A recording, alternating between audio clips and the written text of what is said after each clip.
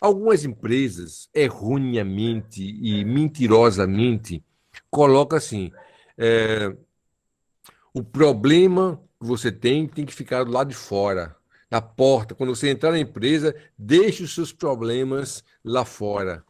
Não sei se vocês já ouviram essa barbaridade. Olha só, então o que acontece? Deixa os seus problemas lá fora. Como é que você consegue? Você consegue tirar da sua cabeça, esse é o problema tá me, né? Tô com um filho doente, ou tô com, né, uma pessoa querida em casa sofrendo, ou eu tô com um débito absurdo, devendo a todo mundo lá fora, né, está me preocupando. Então, essas preocupações, né, vocês não conseguem simplesmente tirar da sua cabeça e deixar lá à porta, né? E quando sai da empresa, pega e bota de novo, né? Isso é uma coisa mais patética que existe. Então, essas questões que nós vivemos, tristezas, felicidades, conflitos, né? O conflito vai, inevitavelmente, né? Exercer um papel significativo na sua produtividade. A sua produtividade, né, ela tem a ver com o seu estado mental. Olha o papel da psicologia organizacional. A sua produtividade tem a ver diretamente com o seu estado mental. Tem dias que você está bem, e tem dias que você não está bem. Agora, não vamos também exagerar na nossa compreensão, porque o nosso comportamento, acima de tudo, ele também é bioquímico, não é? Quando eu digo que o nosso comportamento é bioquímico, existe uma bioquímica, né, que vai deixar você mais alegre, você mais triste. Pode olhar, vocês transitam entre essas oscilações. Tem dia que vocês amanhecem bem, tem dia que vocês dizem assim, poxa, amanheci hoje com o pé esquerdo. Hoje eu estou mal-humorado, estou mal-humorada. Isso aí tem a ver com a bioquímica, com a individualidade bioquímica do indivíduo, obviamente, né?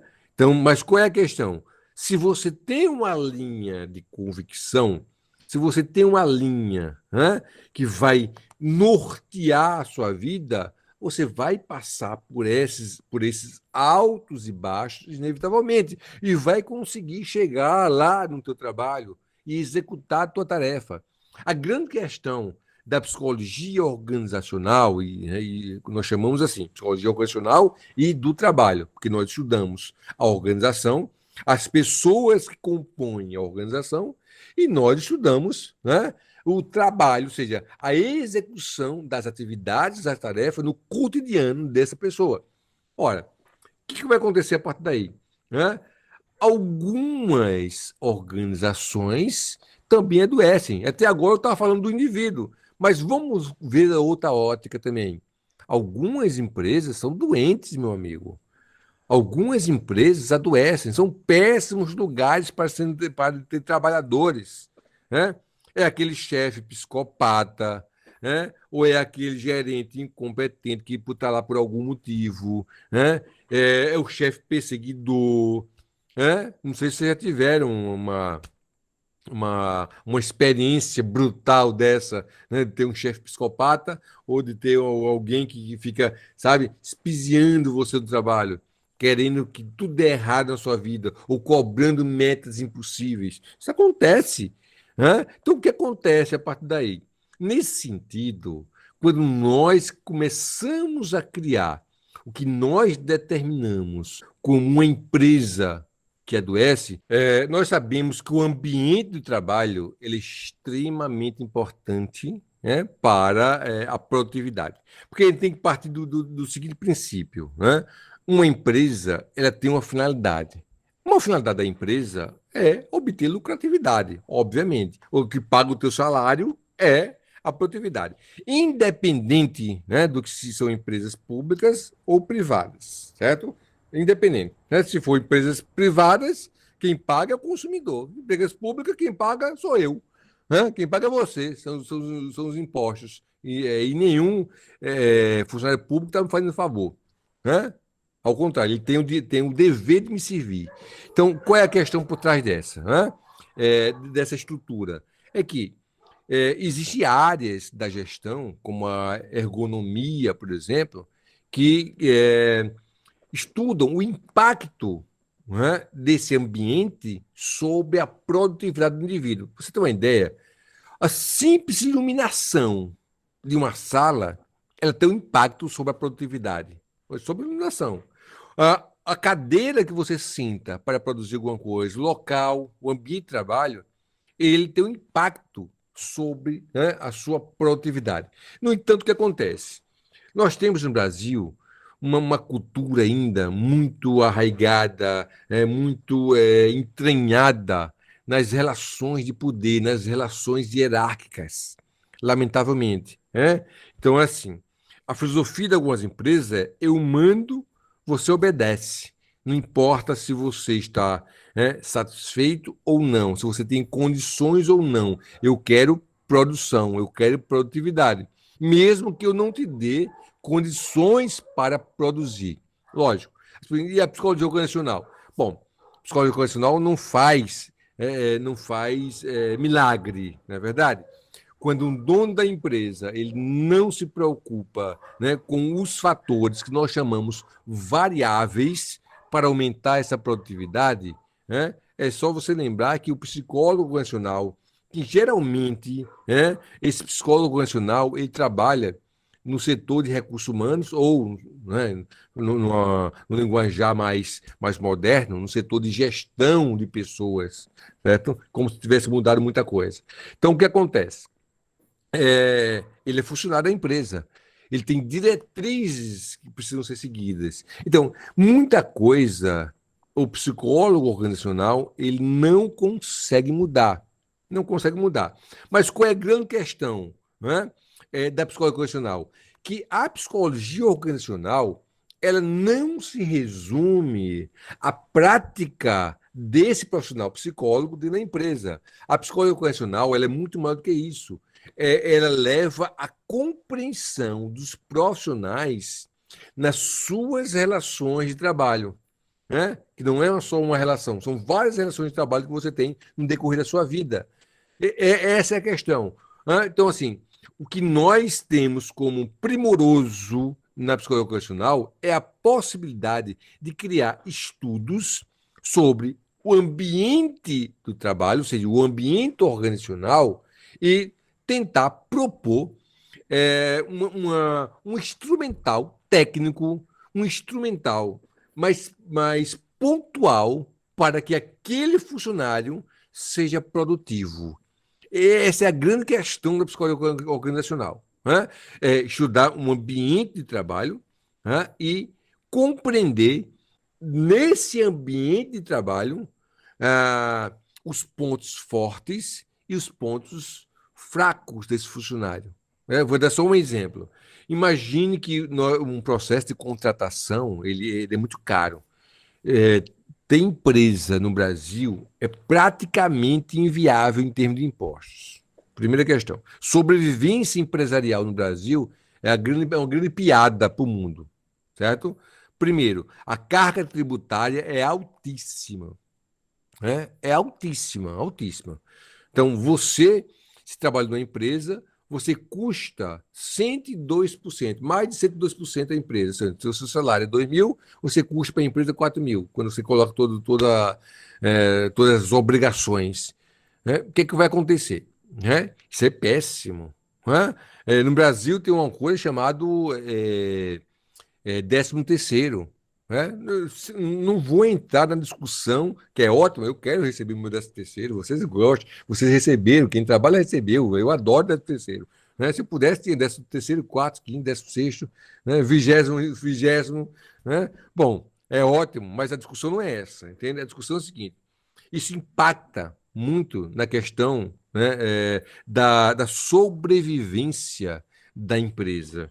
Olhe bem. Então, o que acontece? Ter empresa no Brasil é dificílimo. É difícil, não é fácil. Né? Abrir é facílimo. Né? Atualmente é facílimo. Hoje você tem até os microempreendedores individuais. Né? Mas o que acontece? A carga tributária é demais. Então, quando você faz uma contratação, sabe o que significa isso? Que toda contratação ela gera despesa. Né? Você tem o quê? Você tem o recrutamento, você tem a seleção.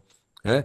Não se deve contratar um funcionário aleatoriamente. Ou seja, o cara chegou, eu convido alguém para trabalhar na minha empresa. É difícil. Por quê?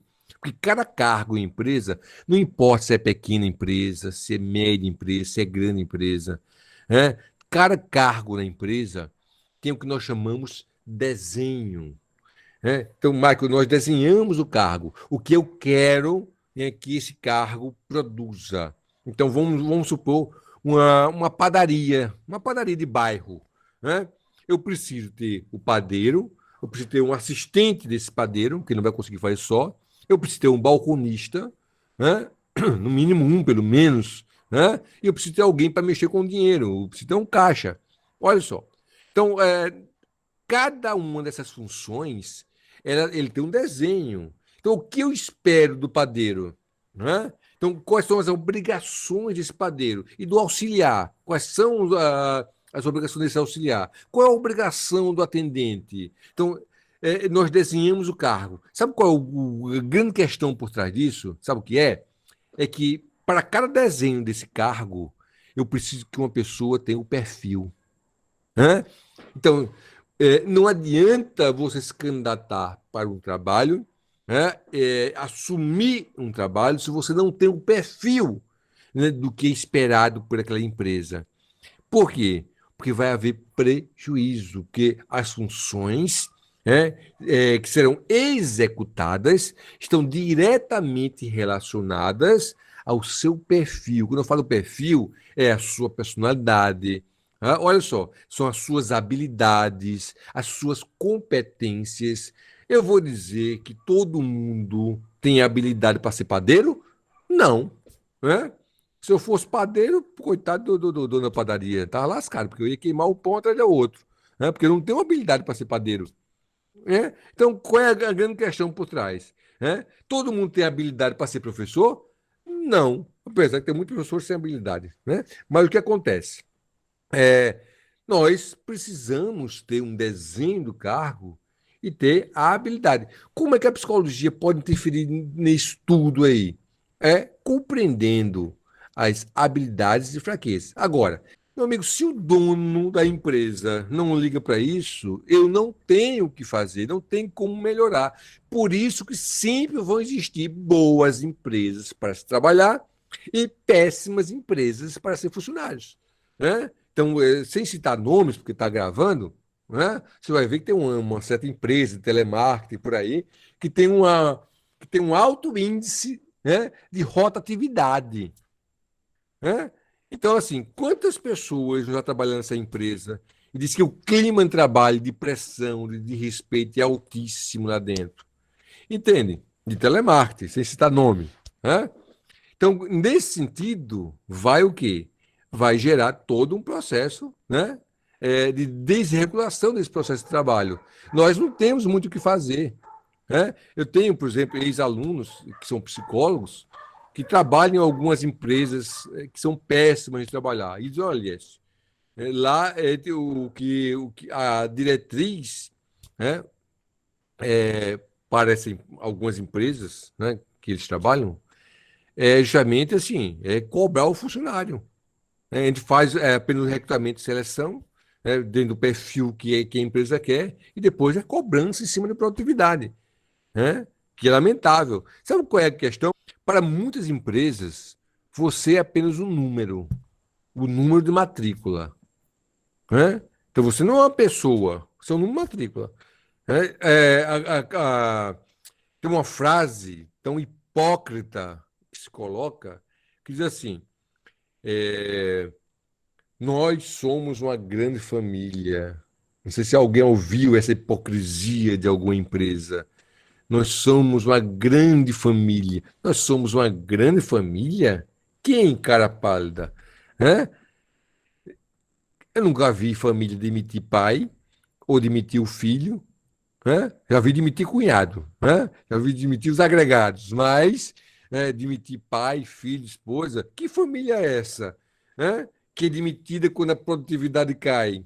Nós somos uma grande família. É uma hipocrisia tremenda. Entende? Então, qual é a questão por trás da empresa? É a busca, e eu não sou contra, não, tá?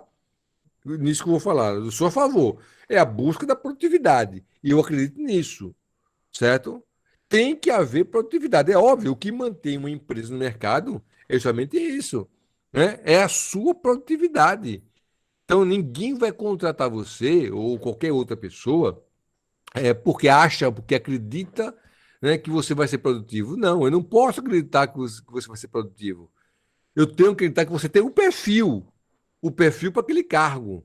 Entende? Então, quando esse processo acontece, né, e nós contratamos uma pessoa para um determinado cargo que não dá certo, aí alguém pode dizer, nós vamos demitir. Só esquece que demissão é caro também. Se contratação é caro, demissão é muito mais caro, por causa dos encargos trabalhistas. Né? Por quê? Porque você tem aquela multa, né, do FGTS, tem uma série de encargos trabalhistas que tem que ter por trás disso. Então, assim, qual é a questão? Isso reduz muito, né, o processo de contratação. Não pense que a empresa ela fica satisfeita em contratar, né, porque a probabilidade de erro é imensa. Né? Sabe o que eu chamo de erro? Colocar uma pessoa errada em um determinado cargo. Ela não vai ser produtiva. Não vai ser produtiva. E, lamentavelmente, não vai ser realmente. Entende? Por quê? Porque ela não vai dominar o processo, né, de execução das tarefas. Então, a psicologia organizacional também está atrelada a esse processo, no desenho de cargos, na identificação do perfil do candidato e na identificação no funcionário que deveria ser o ideal. Não que ele vai ser o ideal, entendam isso. Tá? Mas que ele pode ser, né, uma pessoa que dê, né, satisfação. No Brasil tem uma coisa interessante, aliás, várias coisas interessantes no Brasil, né? Que é uma coisa que inventaram, chamado 90 dias de experiência. Né? O que é. Entenda, né? O que é isso? 90 dias de experiência. O que significa isso em termos de produção? Né? Ou em termos de dizer, olha, você vai trabalhar para mim durante 90 dias e ao acabar, né, eu posso te demitir e você não vai ter aquele peso, né? Aqueles encargos, né, trabalhistas tão pesados como se fosse um efetivo da empresa. Mas o que significa 90 dias de experiência? Né? Nada. Né? Não é em 90 dias que eu vou ver se o meu funcionário vai dar ou não lucro. Até mesmo porque, quando nós falamos em cultura organizacional, né, que é uma área de estudo também, cultura organizacional é a seguinte: nenhum funcionário, né, é plenamente produtivo olha só, nos primeiros 6 meses. Entende? Por quê? Porque na cultura, eu estou me acostumando àquela cultura organizacional. O trabalhador, independente da empresa, ele precisa, né, começar a se inteirar do clima organizacional. Então, ele só vai ser plenamente produtivo, né, a partir do momento, olha só, a partir do momento que ele realmente consiga se apropriar da cultura organizacional. E essa é uma questão significativa na nossa prática. Né? Agora, qual é efetivamente o papel da psicologia organizacional? Primeiro, dentro da empresa, né, o psicólogo organizacional tenta trabalhar as competências e desenvolver essas habilidades com os programas de capacitação, treinamento. Olha só, que é importantíssimo, treinamento importantíssimo. Tá? Que nós chamamos, no termo técnico, de desenvolvimento de pessoas. Bom, mas além disso, a psicologia educacional, como eu falei no início da aula, ela não é para psicólogos apenas. A psicologia educacional, ela produz um conhecimento que é útil para você também, que ao se formar, quantos de vocês não vão ocupar cargos de liderança, cargos de gerência, se não já ocupam no atual trabalho de vocês? Entende? Então, o subsídio da psicologia organizacional ele entra no manejo dessas pessoas. Né? O líder ele tem uma característica peculiar. Né? Todo mundo pode ser líder? Não, todo mundo. Pode ser desenvolvida a liderança? Pode ser desenvolvido. Não é essa história de líder nasce líder. Isso não existe. É desenvolvido. Mas algumas pessoas são mais propensas do que outras, né, para assumir cargos de liderança, que tem a ver com a desenvoltura do indivíduo, tem a ver com o tipo de personalidade desse indivíduo. Então, eu tenho o quê?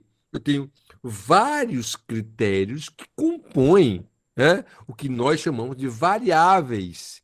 Então, todos vocês têm, ó, todos vocês aqui têm personalidade.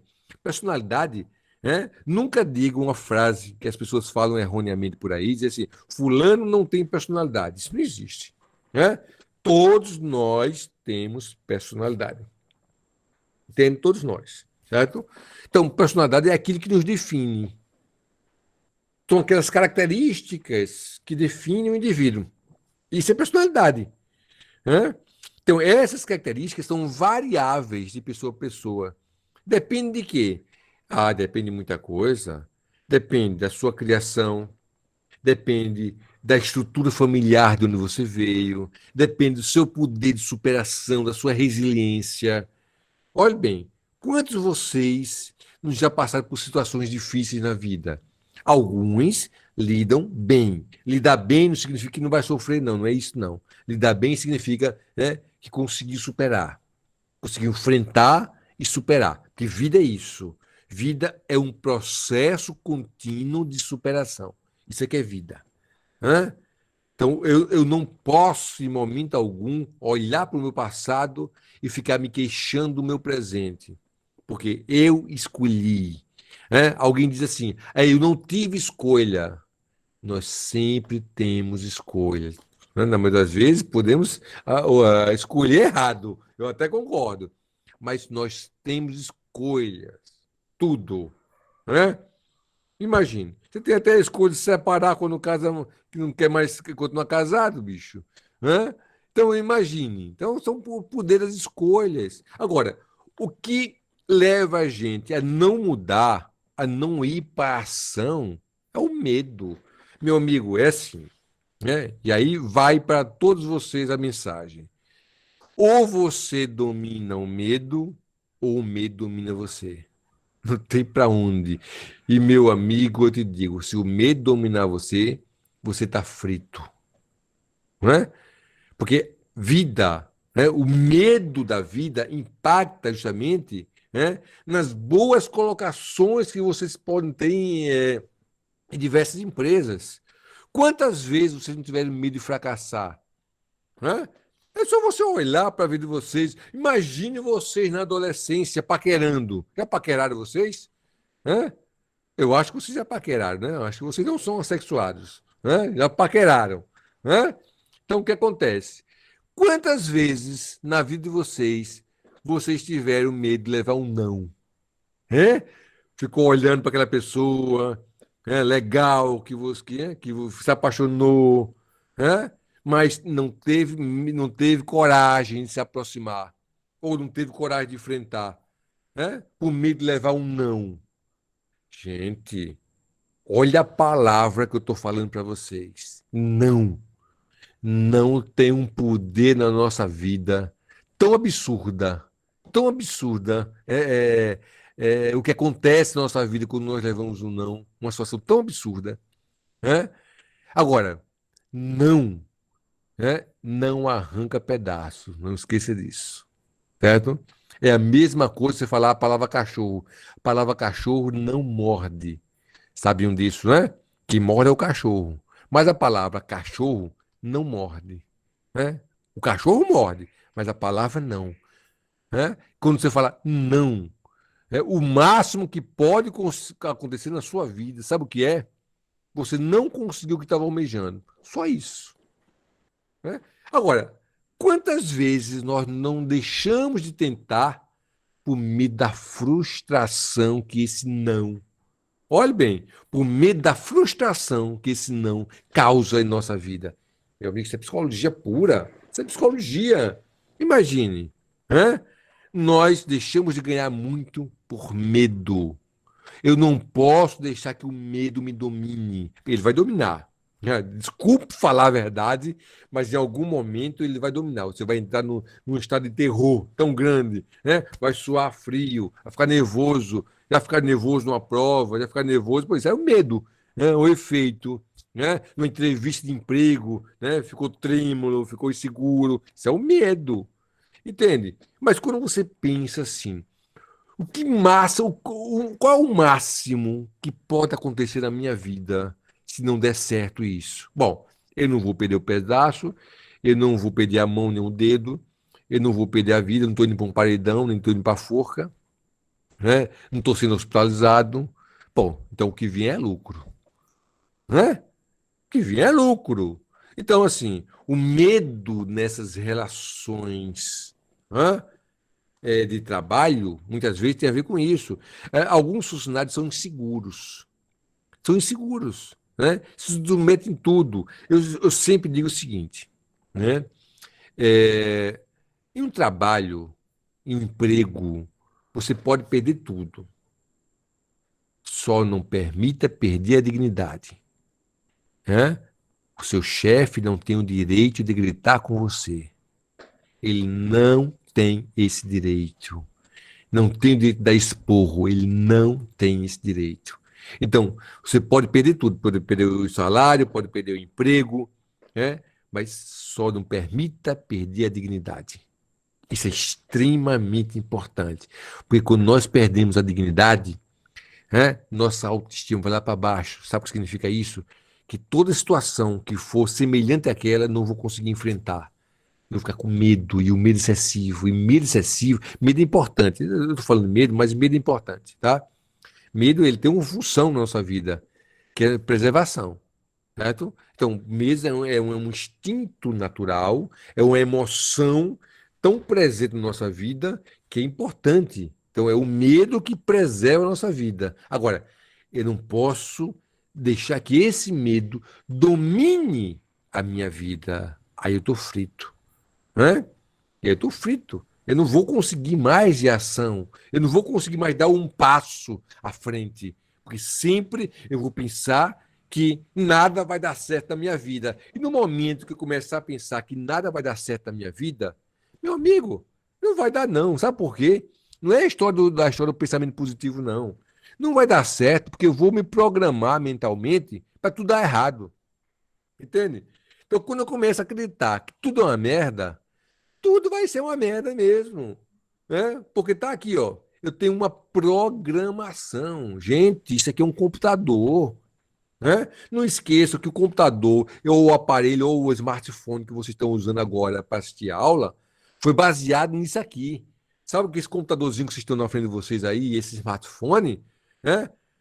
Foi criado com base, ó, na mente humana. Foi a tentativa de reproduzir a mente humana. Não conseguiram, até agora. Né? Tal é a complexidade disso aqui. Mas o que acontece? Olhe bem, né?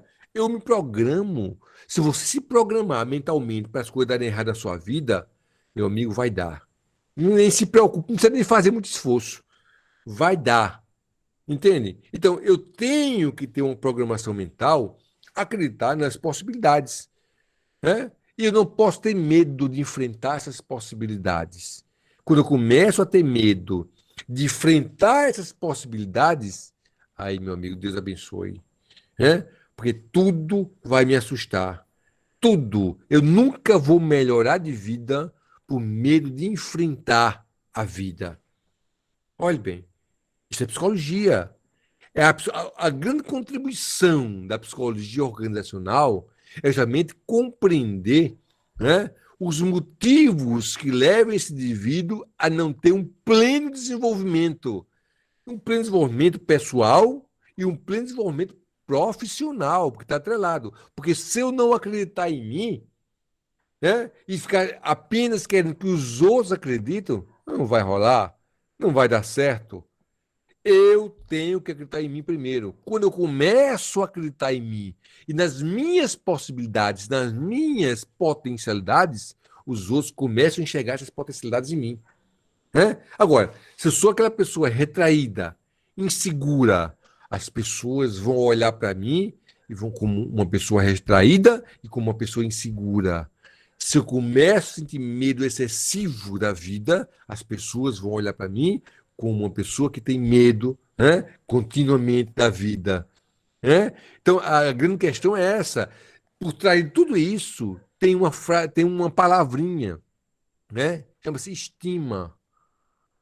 Eu preciso ter estima, eu preciso me aceitar. Não estou dizendo que vocês não têm defeitos, não. Todos nós temos. Né? Todos nós temos limitações, todos nós. Aceite essas limitações, identifique a limitação de vocês, aceite essas limitações e supere. E supere. Né? O que eu não posso é baixar a cabeça para a vida, senão ela me devora. Ela me devora. Então, a psicologia, ela visa a compreensão desses comportamentos. A psicologia visa uma compreensão desses comportamentos que são cotidianos. Imagine, né? Quando eu falo comportamentos cotidianos, eu estou falando o seguinte: o simples fato, né, de chegar à noite e não conseguir dormir pensando em problema, ou chegar em casa, né, irritado por um mau dia que você teve no trabalho, tudo isso tem consequência na sua vida. Lembre-se que nós somatizamos. Olha a palavra que eu estou colocando. Nós somatizamos. Sabe o que é somatizar? É pegar todas as nossas frustrações, todos os nossos sentimentos negativos e transformar em sintoma físico. Isso que é somatização. Né? Pegar esses sentimentos negativos e transformar, por exemplo, né? Gastrite, manchinhas roxas na pele, né? Tudo isso é efeito, né, do emocional sobre o indivíduo. Tudo isso. Então, o que acontece? Eu preciso compreender o que se passa comigo para poder mudar. O grande poder do ser humano é o processo de mudança. Gente, vocês podem mudar. Já pararam para pensar que vocês podem ser qualquer coisa que vocês desejarem? Para pensar. Vocês podem ser tudo o que vocês desejam. Agora, para isso acontecer, são duas coisas. Né? São duas coisas. Você precisa, primeiro, desejar. Né? Não tô falando querer, não, viu? Não confundir querer, né, com desejo, não. Tá? Querer é algo cognitivo. Ah, eu quero um carro novo. Ah, eu tô doido para ter, né, pra ter uma Ferrari. Né? Isso é querer. Sabe o que é desejo? Desejo vem de dentro. Desejo impulsiona você para a ação. Né? Então, os dois motivos são desejo e ação. Se ficar parado, não vai conseguir o que você quer. Não vai. Hã? Então, a grande questão da nossa vida diz respeito a correr atrás do que nós desejamos. Agora, você sabe que, infelizmente, muitas vezes nós não sabemos o que queremos, né? E essa é uma limitação, é uma das grandes limitações. Nós não sabemos o que queremos, entende? Então, assim, se eu perguntar a vocês agora, eu vou fazer uma pergunta a vocês, se vocês pararem, não precisa responder não, mas se vocês pararem para pensar, meu amigo, vou dizer, você está frito, né? Me perdoe a fraqueza, mas vocês estão fritos. Se parar para pensar, vocês estão fritos, entende? Não precisa responder não. A pergunta é, vocês gostam de quê? De que vocês gostam? Entende? Para mim, pouco importa o que vocês gostam. É importante que vocês gostem de alguma coisa. Se eu perguntar para você do que você gosta, você se encostar na cadeira, né? Botar o dedinho na testa, né? Para pensar no que você gosta, meus pêsames.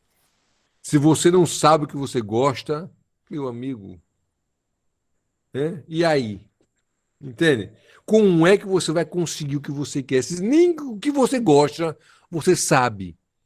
que é importante você gostar de alguma coisa. Pouco me importa se você gosta de ouvir, né? Guinha Pocotó, de MC Serginho, ou ouvir o Pavarotti, né? Para mim, pouco importa. É importante que você goste de alguma coisa. Isso que importa, tá? Que você goste de alguma coisa e que saiba que gosta. É isso que vai impulsionar você.